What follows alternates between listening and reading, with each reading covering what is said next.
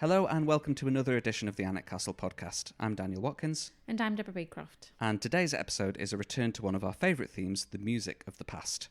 This summer we were joined at the castle by Pearl in the Egg, a medieval musical duo who've played all over the country, entertaining visitors with authentic historic instruments and melodies. For the first part of the conversation, we were at their tent in the inner bailey of Alnwick Castle, so you might hear some summertime background noise. We also had an audience with some very special guest stars, the Kaye family, who had questions of their own to ask about medieval music. We then had to move inside for the second part of our conversation, so you might hear a little bit of a difference in sound levels there.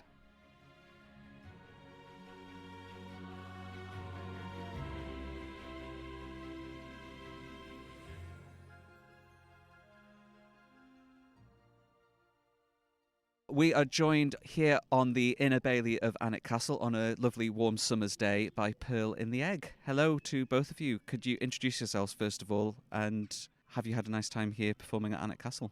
Hello, my name is Karen and my name's Liz. We've been playing at Alnwick for about 4 days and it's been absolutely wonderful. Lots of lovely visitors from all around the world.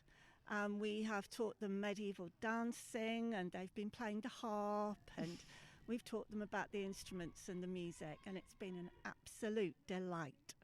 The first thing I'd like to ask about is your name, Pearl in the Egg. What does it mean? Okay, we are named after a blind medieval harper.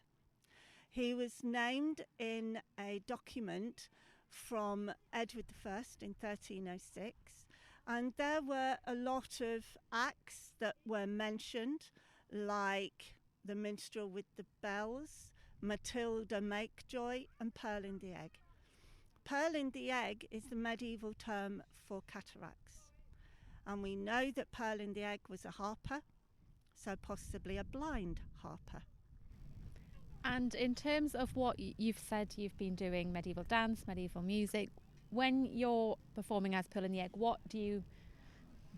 Okay, so we want to engage our audience and take them back in time so that they can hear what music would have been like, but in a way that they can easily understand. So we like to keep the melodies fresh and keep beautiful melodies still beautiful. We don't like to articulate everything and things. We'd like to keep the melodies really simple and just make it sound beautiful, really. Yeah, we work on the principle that someone took a lot of trouble to write these melodies down, and if they've gone to that amount of trouble, then we just want to play the melody just as it is, without perhaps over improvising or making it sound too complex. We just try to present it almost exactly as we found it. And in terms of medieval music, how do you find that? Where do you go to find that kind of written down documents? Everything is on the internet, basically. Yeah.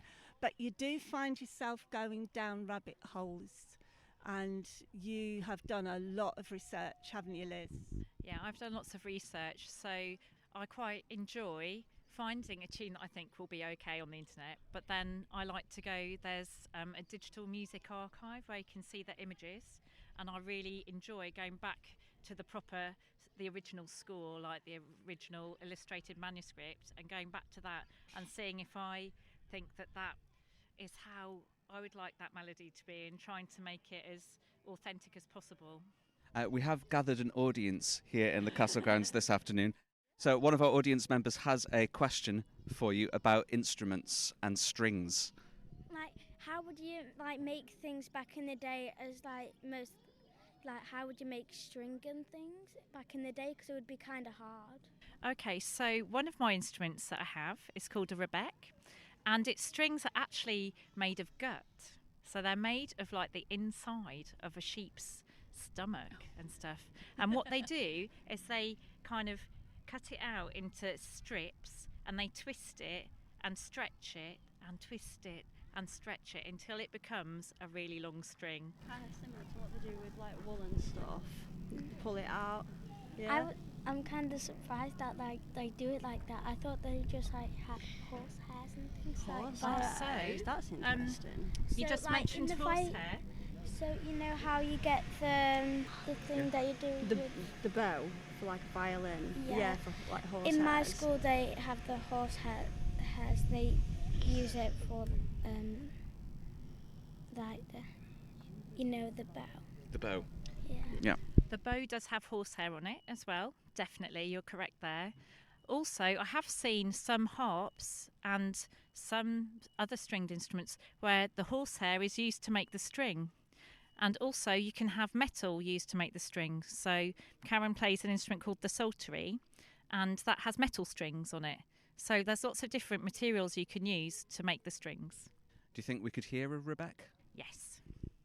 This is a very early melody from the 11th century by Peter Abelard, who is famous for his relationship with Heloise.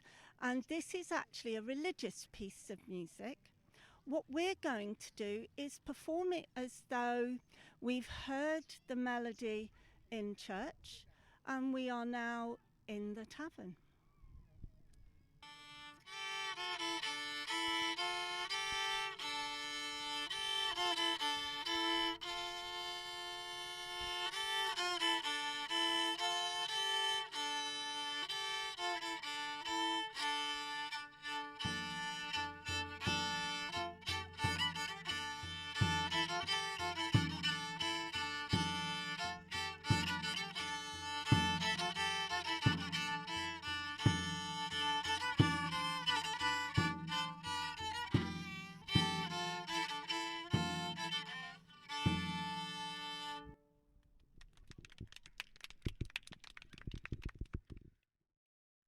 Excellent, thank you very much.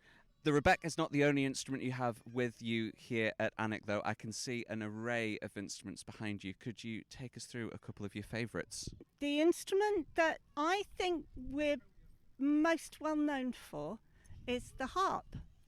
And we really like that softer sound. Yes, we can play shawms and we can play bagpipes, but we like the gentler side. And Liz has a lap harp, which is round about the size that they would have played during the Middle Ages, although they would have been many in different shapes, different sizes. What we like to do is to combine the harp with the sound of bells. And all of our instrumental combinations we find in illuminated manuscripts. So we have seen harpers tuning to handbells, but we've also seen someone playing handbells and a harper playing a melody. So we'll play you a little melody now, which is called Nightingale.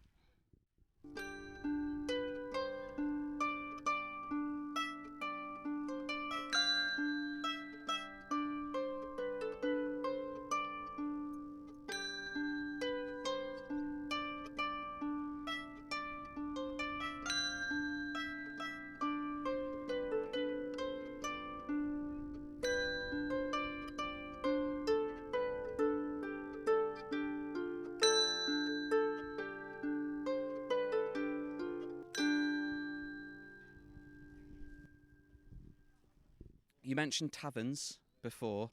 Are these the sorts of places where you were most likely to hear music in the medieval period? Is that where you would imagine you would be playing if you were musicians transported back in time?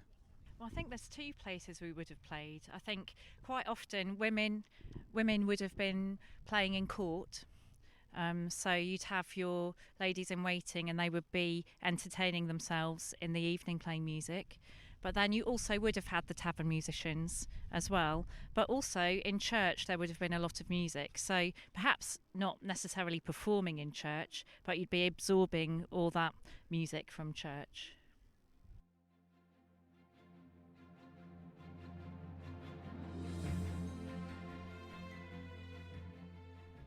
We have moved location to inside the castle now. It's still a nice summer day outside, but we are within the walls, and we will continue speaking with Pearl in the Egg.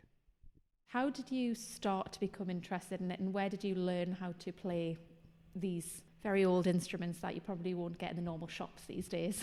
Well, we both started out playing 20th century instruments. I played clarinet and piano, and Liz plays piano and violin, but we both fell in love with the instrument that I have in my hand, which is a recorder. And recorders have got an amazing long history, and we actually both took Baroque recorder as our first study for our degrees.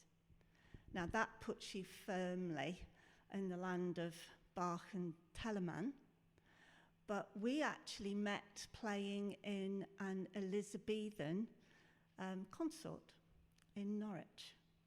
And it was a meeting of minds, wasn't it, Liz? Yes, it was. We both found out we had quite a lot in common, and we kept saying, oh, what about this tune? And we kept going earlier, a little bit earlier, and a little bit earlier. And then we were like, oh, this is quite nice. And then I was like, whoa, what would happen if I bought a harp? So, because I play the piano and play guitar and double bass, so I thought a harp can't be too different. So I went and bought myself a harp to do some accompaniments on, and then we just gradually amassed a huge collection of instruments, didn't we, really?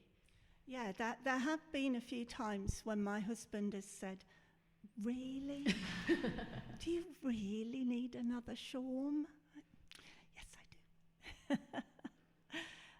Yeah, my husband actually made me an Anglo-Saxon lyre based on the Sutton Hoo lyre, just to impress me.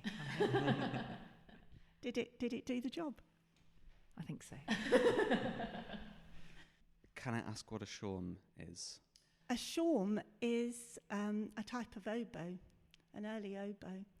So it has a double exposed reed at the top, and we have been playing it around the Inner Bailey during the day. You've probably heard that going on. They are very loud. Mm-hmm. And you have the recorder in your hand. I do. We have a harp that Liz has. So what are you going to play for us next? This is a 13th century French melody, and you hear lots of historical music reenactors playing this, but quite often you hear it played on bagpipes and shawms, and it's, fast, it's got lots of percussion, but we've chilled it right down, and we play it on harp and on recorder. So this is Quinta Estampée Real.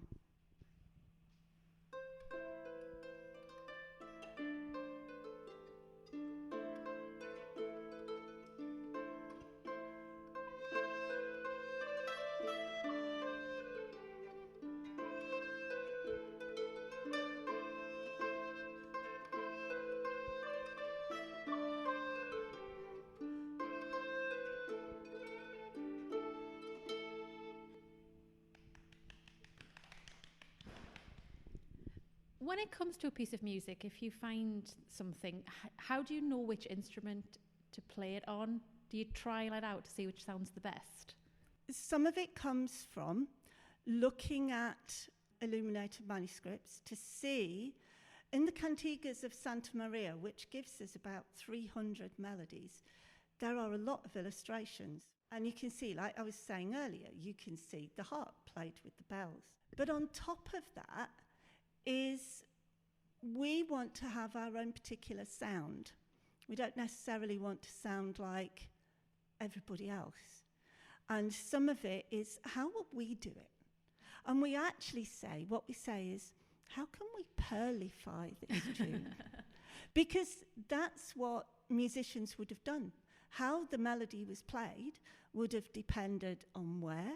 It would have depended on what instruments you'd actually got, whether you were playing for dancing, whether you were playing at court. It would have been different. And in terms of the musicians themselves, who would have been the type of people who would learn how to play musical instruments? Nobles, people at court, people who had the money may have played themselves, but they would have owned musicians, and they would have wanted their musicians to look fantastic. They might have dressed them in the silk of the lady. They would have paid for their musicians to go abroad to learn the latest tunes, and the instruments would have been provided. But lower class people, yes, would have had access to instruments, but they would have been highly prized. Because if you were earning your living or some of your living playing in marketplaces, playing for people, dancing, entertainment, that instrument was your livelihood. And if you had found someone to make an instrument for you, or it had been passed down to you, that would have been highly prized. You've mentioned the Elizabethans, how you first met. We've gone back to the Anglo-Saxons, and we've heard some pieces from in the middle of that. Have you got a particular time period within all of these centuries where you think the music was really at the peak? We love 13th and 14th century. That's where our heads are most of the time. Yeah, I'd agree with that. Although I do particularly enjoy doing music from the court of Eleanor of Aquitaine. That's one of my particular favourites, which is a little bit earlier. But a lot of the stuff, the music that suits our instruments, is really the 1300s, isn't it? And with the music itself, you've mentioned Eleanor of Aquitaine. Was music global in respect to, was music coming through Europe, or was it each country had their own specific style? Okay, so different areas of the world would have had different styles, and I was recently reading an article actually about musicians in the 1300s, about their lords sending them actually abroad to learn new pieces and to learn new styles of playing. So they might send their musicians over to France or to Holland or to Provence or another region just to learn new pieces to bring them back, because having good musicians was such an important status symbol. And do you have a piece from one of those places that we could hear now? If we had been sent abroad to Italy, we might have come back with a little dance called a trotto. And of course you would hopefully have seen people dancing the trotto and be able to teach that, but you would also be able to play it. And the instrument that Liz is going to play this on is a little bit later than our favourite eras. This is a crumhorn, and crumhorns were really popular during the 1400s. And a crumhorn is an indoor instrument, as opposed to the outdoor instruments, which are much louder, like shawms, and might have been played in consorts, perhaps with recorders or other instruments. And it's from the capped reed family. So inside the mouthpiece is a double reed, like an oboe reed.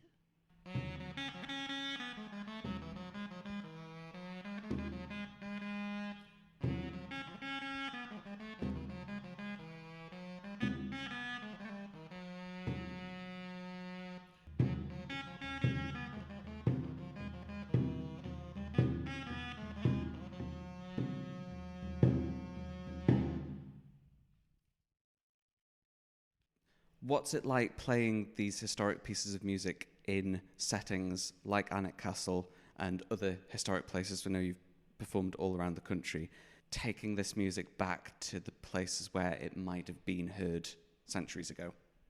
If you are in a historical place and you're dressed in medieval, Tudor, Elizabethan garb, and you're playing music from that era, literally the hairs bristle on the back of your neck. And it's not only wonderful from our point of view when we're recreating that music, but it's also lovely to see the expressions on visitors' faces when they walk around a corner and go, oh, there must be that moment where they think, gosh, I've seen a ghost. and then, oh, yeah, wow, it's incredible. So, yeah, it's absolutely wonderful. And since we are in an English castle, could we maybe finish off with an English piece of music that may have been played? This is a very well-known English song from the 13th century, and it's the medieval music reenactors, sort of Kylie Minogue #1. And lots of people know this one, and we do find sometimes people start to join in. It's got quite powerful words, and only one verse has come down to us. Murray it is really summery last with fogalas song, and it's basically merry it is in the summer with a song of birds, and in the winter we sorrow and mourn and fast.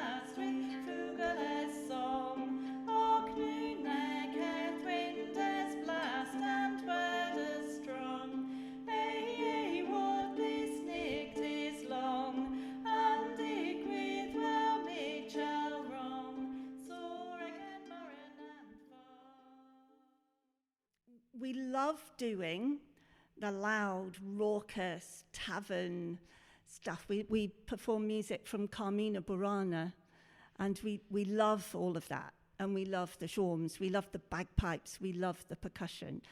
But at the heart of it are two pearly girls who like the bells and the harp and the psaltery and the singing and, of course, the recorders. Yeah, well, thank you very much for joining us at Alnwick Castle, and hope you've enjoyed your stay up north. Thank you. It's been absolutely wonderful. Yeah, thank you very much. Thank you.